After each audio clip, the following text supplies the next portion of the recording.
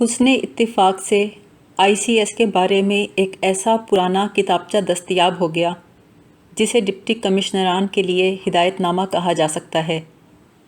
یہ کتابچہ 1889 میں انگریز ڈپٹی کمشنر نے مرتب کیا تھا۔ اس میں ڈپٹی کمشنر کے رہنے سہنے کے وہ آداب تفصیل سے درج ہیں جن سے حاکم کا رعب اور وقار قائم رہے۔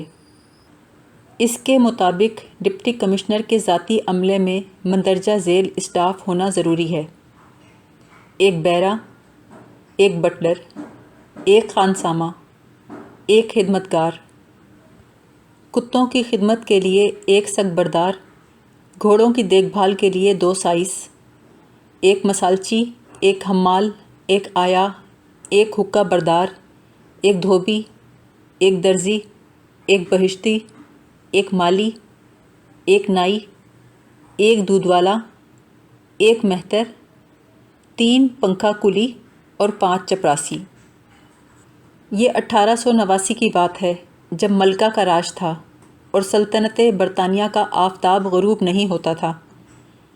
اس زمانے میں ڈپٹی کمشنر لوگ ابلا ہوا پانی پیتے تھے، پھلوں کو لال دوائی میں بھگو کر کھاتے تھے، جون جولائی میں لو کے اثرات سے بچنے کے لیے دوپہر کے وقت بھی گرم فلالین کی قمیص پہنتے تھے، مچھروں سے حفاظت کے لیے سر شام لمبے دستانے اور بوٹ چڑھائے جاتے تھے۔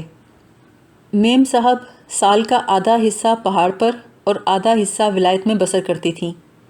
باوا لوگ ولایت میں پیدا ہوتے تھے، البتہ پولیس لائن میں رائڈنگ سیکھنے کے لیے کبھی کبھی گرمیوں کی چھٹیاں ڈیڈی کے پاس گزارنے آیا کرتے تھے۔ ڈپٹی کمشنر اور دیگر صاحب لوگوں کے گھروں میں عام طور پر نوکروں کا پورا لشکر ہوتا تھا۔ ان میں حقہ بردار کا منصب سب سے خاص تھا۔ انگریز افسروں کے گھروں میں بڑے خوبصورت حقے ہوتے تھے۔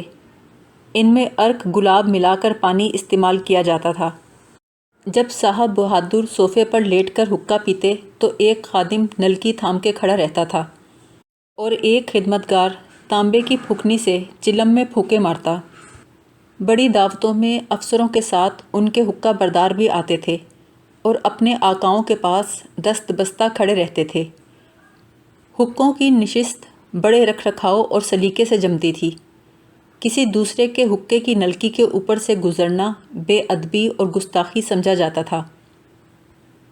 حقے کی لت میموں کو بھی لگی تھی۔ وہ حقوں کی رنگ برنگی لمبی نلکیوں کو اپنی کمر کے گرد سانپ کی طرح لپیٹ کر بڑے ٹھاٹ باٹ سے حقہ نوش فرماتی تھیں۔ تمباکو میں الائچی، زعفران اور سونے کے ورق ملائے جاتے تھے۔ ولایت میں ان میموں کی مائیں اور چچیاں بڑے فخر سے اپنے ہمسایوں کو بتاتی تھیں کہ ہندوستان میں ہماری صاحبزادیاں سانپوں سے کھیلتی ہیں اور سونا پھانکتی ہیں۔ اگر ڈپٹی کمشنر کی بیوی کسی کی عزت افزائی کرنا چاہتی تو اسے اپنے حقے سے 2-4 کش لگانے کی اجازت دیتی تھی۔ اس کے مقابلے میں سیشن جج کی بیوی بڑھ چڑھ کر نمائش کرتی، لیکن ٹھاٹ باٹ، روب داب اور تنتنے میں عموماً ڈپٹی کمشنر کی بیوی کا پلہ بھاری رہتا تھا۔ بھاگل پور میں مسٹر سینڈیز ایک سیشن جج تھے۔ ان کی بیوی نے قدم قدم پر کلکٹر کی بیوی سے بڑے مارکے جمائے، لیکن جیت بالآخر کلکٹر کی بیوی ہوئی۔ تنگ آ کر مسز سینڈیز نے ایک اچھوتی تجویز نکالی۔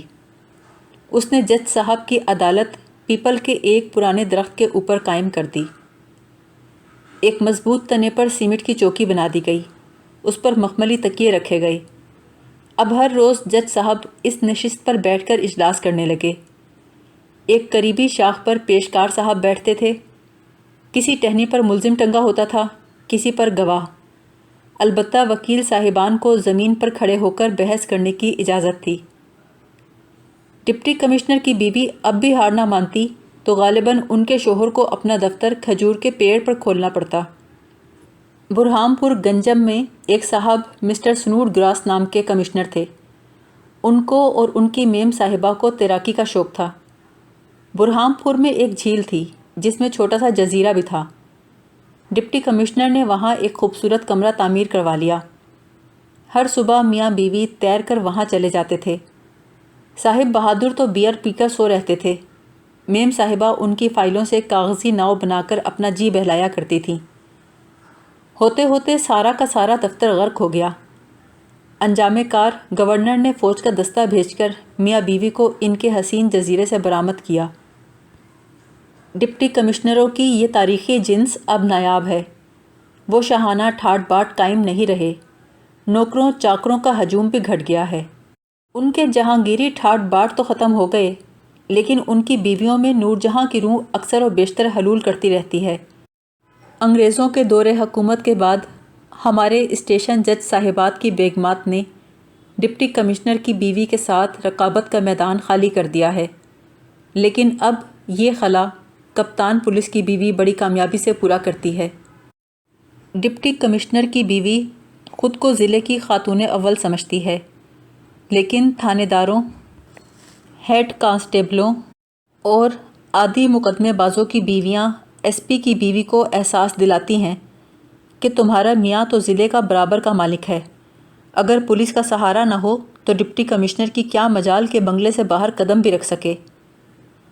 ڈپٹی کمشنر کی بیوی کہتی ہے، کپتان پولیس ہے تو اپنی بیوی کے لیے ہوگا، وردی پہن کر تو میرے میاں کو ہی سیلوٹ کرتا ہے۔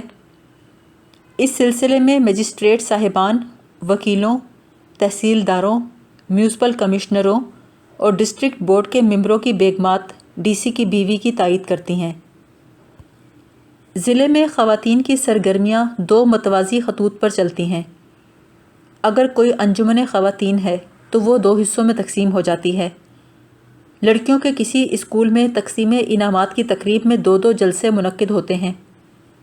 میلاد شریف کی محفل دونوں بیویوں کی صدارت میں الگ الگ منعقد ہوتی ہے۔ شہر کے رئیسوں اور زمینداروں کی بیویاں دونوں تقریبات میں برابر شریک ہوتی ہیں اور حسب توفیق اس متوازی ماحول کو تقویت پہنچاتی رہتی ہیں۔ بیویوں کی یہ چپکلش نوکروں میں سرایت کر جاتی ہے۔ ڈپٹی کمشنر اور سپرنٹینڈنٹ پولیس کے بیروں، خانساماؤں اور چپڑاسیوں میں ٹھنی رہتی ہے۔ بازار میں ڈپٹی کمشنر کا حجام سپرنٹینڈنٹ پولیس کے حجام پر دھونس جماتا ہے اور ایس پی کا قصاب ڈپٹی کمشنر کے قصاب کو تانے دیتا ہے۔ اگر یہ تفرقات شوہروں پر بھی اثر انداز ہونا شروع ہو جائیں تو ضلع میں خانہ جنگی کا سماں بند جاتا ہے۔ مجسٹریٹ صاحبان پولیس کے مقدمات خارج کرنا شروع کر دیتے ہیں اور تھانے دار مجسٹریٹوں کے خلاف بیان جمع کرنے لگتے ہیں۔ اس فضا میں اگر کوئی پنپتا ہے تو وہ شہر کے غنڈے اور عادی مجرم ہوتے ہیں۔ بھلے وقتوں میں ڈپٹی کمشنر کا پلڑا ہمیشہ بھاری رہتا تھا، کیونکہ قانون نے ضلع کا بڑا حاکم اسی کو تسلیم کیا ہے۔ قاعدے کی روح سے اب بھی S P police deputy commissioner کے ماتحت ہوتا ہے، لیکن اب جمہوریت کا زمانہ ہے جس میں آئے دن الیکشن کے ہنگامے ہوتے ہیں۔ کبھی میونسپل کمیٹی کے الیکشن، کبھی ڈسٹرکٹ بورڈ کے الیکشن، کبھی اسمبلی کے الیکشن، ہر وقت ایک ہنگامہ برپا رہتا ہے۔ ان ہنگاموں میں امن عامہ کو جو خطرات لاحق ہوتے ہیں ان کی روک تھام کے لیے ہمیشہ پولیس ہی کام آتی ہے۔ چنانچہ سیاستدان عام طور پر پولیس کی خوشنودی حاصل کرنے کو مصلحت سمجھتے ہیں۔ خدا کے فضل و کرم سے فی الحال میں بیوی کی نعمت سے محروم ہوں۔ اتفاق سے میرے ایس پی کی بیوی بھی پردے کی پابند ہے، اس لیے ہمیں اس جھگڑے کا مسئلہ درپیش نہیں آتا۔ اگرچہ میری بیوی نہیں ہے، لیکن جس بنگلے میں میں رہتا ہوں اس میں ایک چھوڑ دو دو بیویوں کی گنجائش ہے۔ کوٹھی کی پشت پر ایک وسیع صحن ہے، اس میں ایک دیوار کھینچ کر اسے دو حصوں میں تقسیم کیا گیا ہے، کیونکہ مجھ سے بیشتر رہنے والے ڈپٹی کمشنر صاحب دو بیویوں کے خاوند تھے۔ مجھے اطمینان ہے یہاں اگر کوئی صاحب چار بیویوں کے خاوند بھی ہوئے تو اس کوٹھی میں سہولت سے گزارا ہو جائے گا۔